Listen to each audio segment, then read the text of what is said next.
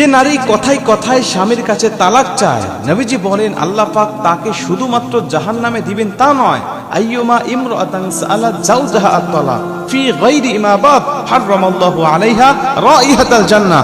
আমার আল্লাহ পাক জান্নাত থেকে তাকে এতটা দূরে রাখবেন, জান্নাতের সুঘ্রাণও যেন তার নাকে না যায়।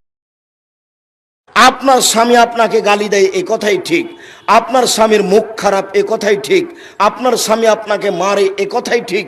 আমি আব্দুর রাজ্জাক বিন ইউসুফ আপনার দ্বীনি ভাই, আপনাকে আমি অনুরোধ জানাচ্ছি আপনি প্রতিবাদ না করে তার গালি শুনে তার মার খেয়ে আপনি চুপচাপ এই সংসার করেন, আপনার জন্য ভালো হবে।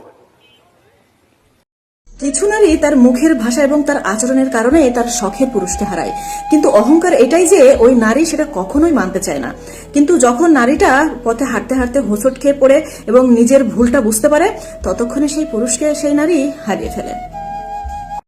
পৃথিবীতে সবচেয়ে জঘন্যতম বেয়াদব নারী হচ্ছে সেই নারী যেই নারী স্বামীকে অপমান করে, অপদস্থ করে এবং স্বামীকে সম্মান করে না।